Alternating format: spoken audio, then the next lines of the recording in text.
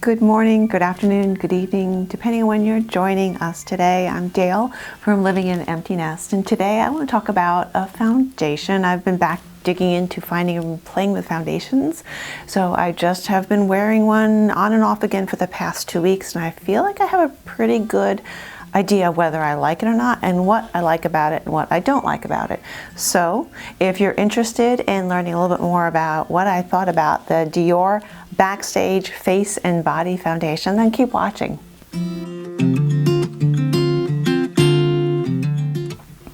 Okay, so I have been really going from about almost 6 to 9 months of really not wearing foundation per se, just kind of using some concealer, some tinted moisturizer, and a little bit of powder. I kind of started tipping my toes back into wearing foundation because I kind of noticed when I wore it, it kind of looked a little bit better. So not for every day, but I just started realizing that my old foundations that I hadn't touched for a while. I don't know if any of you watched my previous Get Ready With Me video. Some of those foundations were probably really old, and I probably should not have even been wearing them. So I started thinking, maybe I need to find some others. And I also realized I didn't know if I liked those as much anymore. So I started kind of playing around again, watching more and more foundation videos. I'm sure you've all been there as well too, or maybe not. And just trying to find out what's out there now. What do I think would work best given my skin type right now? So I have 2 that I'm in the process of reviewing, and I wanted to share with you today my thoughts on one of the ones. This one is the Dior Backstage Face and Body Foundation. So I want to share my thoughts on it. I'll insert probably alongside here at some point or at the end some video of me applying it. For some reason, I know I always like to watch that. I don't know, it's funny, even when I was applying, I'm like, why would someone want to watch me see this? And yet when I watch foundation videos, I really like to see someone applying it. But anyway, I want to give you some of my thoughts about this foundation.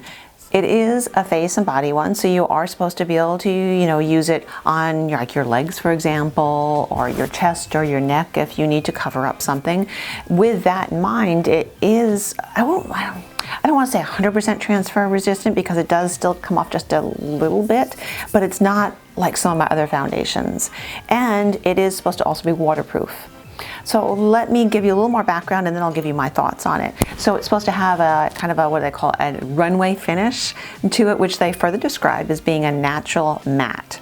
So to me, that's thinking that it's not, my first impressions is that it's not going to be one of those where every piece of moisture is sucked out of your skin. And it's also not going to be one of those that you would expect to have a glow from. They also say that it's going to be lightweight. I'm reading some of my things here. It's identified as being appropriate for all skin types, which was also kind of the piece where I was like, oh, that's interesting if it is a matte. And it's also saying that it's going to be appropriate for dry skin. And then again, they do say that it's waterproof. It comes in 40 shades, and they have it kind of further categorized as being neutral, cool, and warm. $40 at Sephora right now for 1.6 ounces. It comes in this plastic container, which is actually a really nice plastic container. At first it looks like it's glass, like a frosted glass, and then it doesn't have a pump because it is very liquidy. So it has this dropper type thing here. Dropper application system. However you want to think about it there. So it is, a very nice, I shouldn't go into my opinion yet, but I'm going to. It is a nice container. I really find it's nice to hold. It's not big and bulky. It doesn't feel like heavy glass. When you pick it up, you're like lifting weights. So the packaging part of it, I thought I really did like and enjoy quite a bit. Oh, and also one really critical piece with this is that there is a scent to it. So keep that in mind. It's the kind of typical Dior scent. I actually like it, but if you're a person who does not like any kind of aromas or fragrances in your foundation or any of your makeup, this would not be for you. Okay, so before I tell you about what I think about this foundation, I think it's probably important I share what my skin is like. So right now, I do have, 50-year-old skin. I do have some fine lines, probably bigger lines in other areas. My skin right now, especially with the winter, and also because I use Retin-A on my skin, I have dry skin. I have to exfoliate every day. However, I still do get some oiliness periodically throughout the day, especially during more of the summer months ahead there in my T-zone area. So dry, some flakiness, obviously some lines, some fine lines, some deeper lines, and I do definitely have some coverage I have to do. I don't have fabulous, beautiful beautiful skin, I do have, you know, a little scarring here and there too. So that's some thoughts. I like a lightweight makeup, but I do like it to make it look like the effort I put into it is actually worth something too. So that in mind, now let me jump into what I thought about this. Pluses and minuses. I am wearing it right now. So let's go into some of my thoughts. It's supposed to have a medium coverage, and I would 100% agree with that. Again, knowing that if you apply it with a brush versus a beauty blender, you're gonna get slight variation there. With the brush, of course, being a little bit heavier, more fuller coverage than, and not full coverage, but a little fuller coverage than if you're using a beauty blender. 100% agree with that. I very rarely have found that that's not the case. You can mix the two, and I have used it in various ways.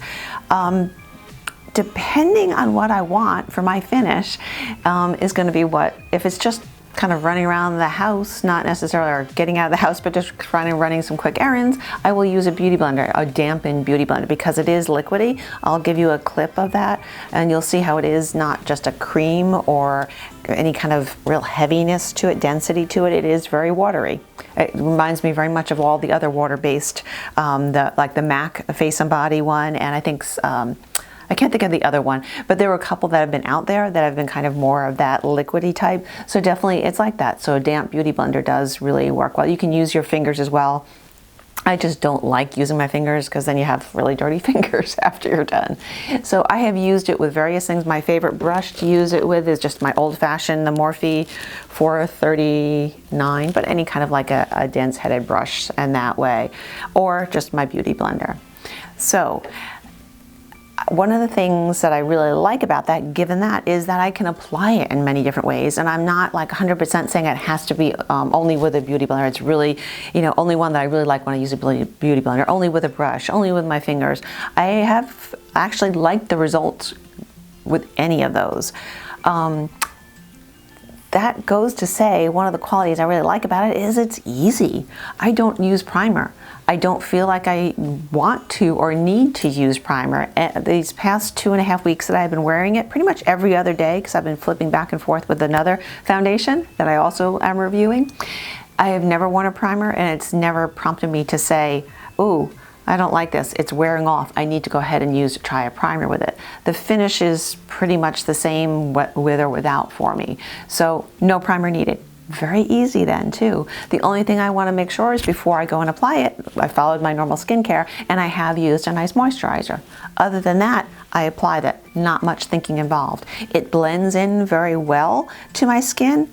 However, there's another caveat to that, and I'll leave that one there for a minute there.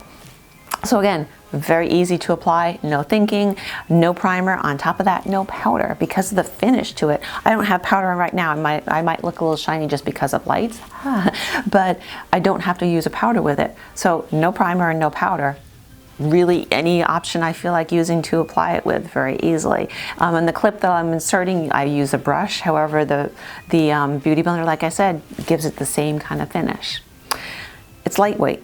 I don't feel it throughout the day. That's a huge thing for me. I do not like feeling foundation on my skin. I just do not like that. This is lightweight, don't feel it. It is, I don't know whether it's waterproof. However, I can attest to it being sweatproof. I've worn it and then worked out and kind of gotten sweaty. I've also been wearing it when I cried and it didn't leave, you know what I mean, those like tear stripes there. It didn't leave any of that. So I have to say now, I did have, you know, if you wear sunglasses or glasses, right here, matter of fact, I was wearing glasses earlier today, it leaves a little bit of sometimes, especially if you put a higher level of coverage on than if you haven't. Like today, right now, I just did a quick, I mean, this was a very lightweight coverage. The video I'm inserting was a little bit of a heavier weight coverage that was more fuller coverage than I was wearing. So that has some variation with it there too. But it's got a good handful there of very strong positives. What things I don't like about it? It made a mess at first. However, I kind of fixed that. So in here, you have to shake it. Matter of fact, I knew about this too from watching other reviews that you don't shake it with a cap on. However, I did it first. If you do, it does get all over the cap and gets really ugly. So it's a dropper application here, right? So, and that's actually, I skipped over that. That's actually one of the nice things. It's not a pump, it is just a dropper, right? So when you want to shake it though, you want to take the cap off, put your finger over this way, and then go ahead and shake it. So that is really, really important because that keeps it from getting all that messiness there. So that was at first something I didn't like until I thought about it and like, oh, right, I remember. So one of the things that I think I have had trouble with is that when I apply it at first, either way, beauty blender or brush, it never looks good to me. It's sticking, it's blotchy, dry patches it just seems to cling to.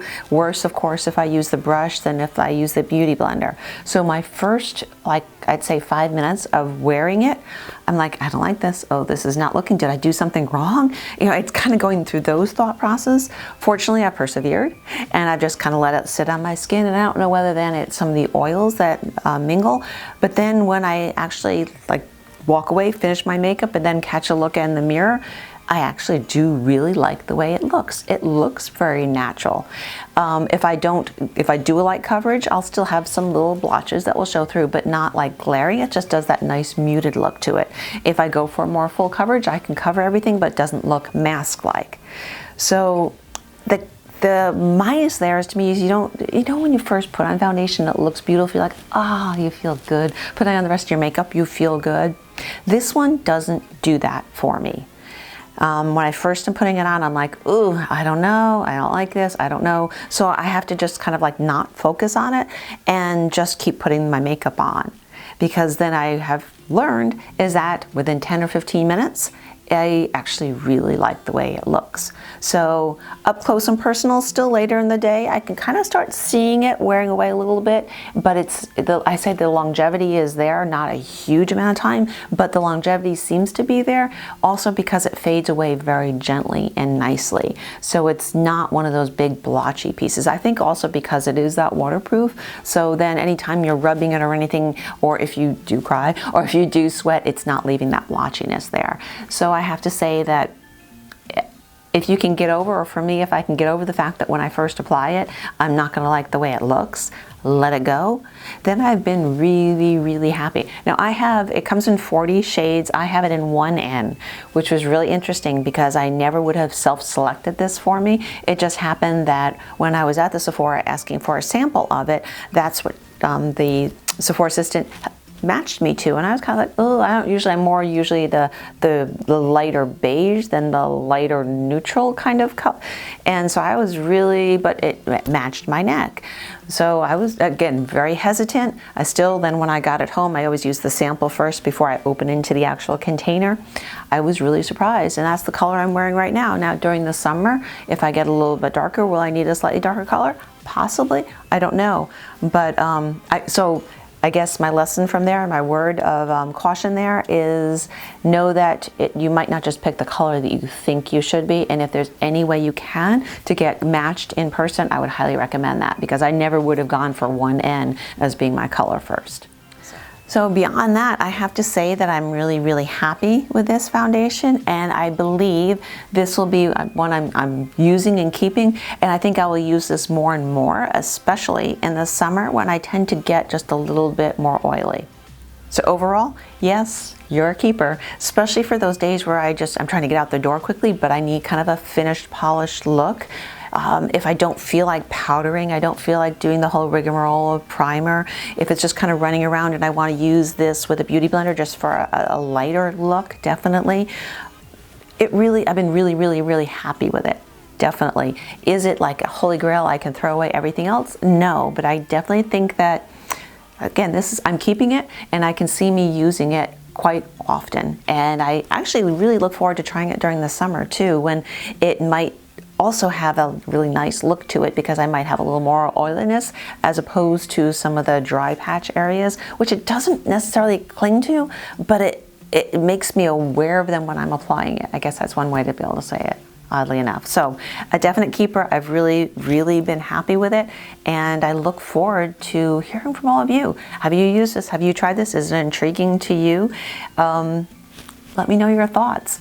And meanwhile, also, if you haven't already subscribed to me, please go ahead and subscribe. And I would highly recommend also that you hit the notification bell, because as much as I'm trying to be consistent with uploading, working a full-time job and everything else in life is probably keeping me from saying every Wednesday I'm uploading. And I was actually I missed a week because of a lot of things that were going on.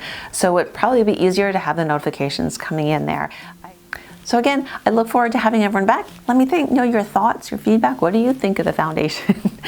I know it's always different on camera than necessarily in real life, but let me know what you all think, and be on the lookout, because I will probably be also recording very soon my thoughts on the other foundation that I've been playing with over the past 2.5, 3 weeks. So I look forward to hearing from all of you, and go ahead, let me know your thoughts. Bye.